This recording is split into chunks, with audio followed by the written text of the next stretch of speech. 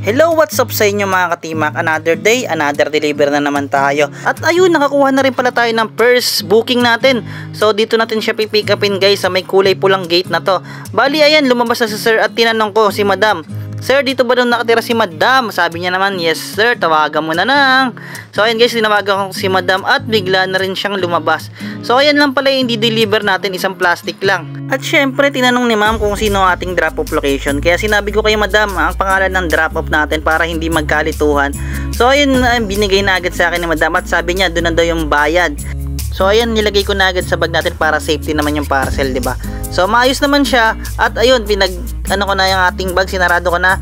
At ayan, magre-ready na tayo para take off na tayo mga boss. Diretso na tayo sa ating drop off location guys. So pero maghanap pa tayo ng isang mga booking dyan para naman sulit ang ating biyahe. So ayun, selfie muna tayo mga boss.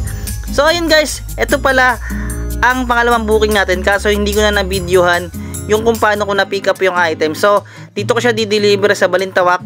Yan, na-deliver ko na siya, bali wallet yon. So ayun mga boss, biglang tumawag sa akin si madam, yung pinag-pick upan natin kanina ng pagkain. So bali babalik tayo dun sa ating pick up kasi nag-cancel daw yung kanilang customer. So humanap muna ako ng isang booking, di ba? Syempre para solid naman, para pagbalik natin sa ating pinag-pick upan kanina, meron na tayong dala. So ayun nga, kuha pala ako ng booking dito. So di-deliver ko lang din ng Malabon. Kaya ayun, pick up ko na, kaso nga lang napakabigat. Pero okay lang yan, wala naman tayong magagawa dyan Kaya naman 'di ba? At meron din tong dagdaga, alam ko plus 50 pesos to. Kaya kinuha ko siya. Yan, nakabalot siya ng ng box, ng wrapper ng Shakey's. Pero sobrang bigat niyan guys. Siguro tumitingbang ng 18 kilos. Kaya nilagay ko sa harapan. So, babalik tayo guys sa ating pick up location kanina, yung pagkain, kasi nag-cancel daw yung pinag-order nila. Hindi ko alam kung bakit. Pero sabi naman ni ma'am, babayaran niya naman daw yung ating shipping fee. Kaya okay lang din naman. So ayun guys, binalik ko na. At syempre hindi na rin ako lalayo, di ba?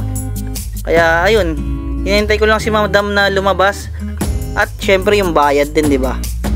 So ayun na si madam, lumabas na. Hindi na nakita sa camera. Tapos ayun, inabot ko na sa kanila yung parcel nila at binigyan nila ako ng 100. Guys, ang pera lang ito is 80 pesos. So ayun, buti talaga hindi pa ako nakakalayo at na tumawag si madam. Tapos syempre dinrap ko muna yung isang item, tapos kumuha pa ako ng isa bago kayo balik, di ba? So ayun guys, nandito na tayo sa ating last drop off guys. Dito lang to sa may Malabon. So medyo nasira yung biyahe ko nito, pero okay lang, wala naman tayong magagawa. So ito yung mabigat guys, yung Shakey's. So dito ko lang siya dineliver sa may Goldendale. So ayun guys, medyo mabigat talaga, hirap na ako dito. Ayun, tignan mo, parang mababali na yung likod ko. So ayan guys, pinatong ko muna at tinawagan ko si boss. Sabi bigay ko na lang sa guard. Kaya ayun, binigay ko sa guard at syempre okay na, all goods na. So may plus 50 yun, kaya all goods yun mga boss. Kukunin ko yun kahit mabigat, basta maganda na at nasa maayos na presyuhan. So ayun guys, maraming salamat. Dito natin tatapusin tong walang kwentang video na to. So ayun guys, this is T-Mac Vlogs. Power, bye bye. Thank you so much mga bossing. At 11k na pala tayo mga boss. Thank you so much sa suporta nyo. Bye bye sa inyo. Thank you for watching. Thank you so much talaga. Bye bye, 11k. Woo!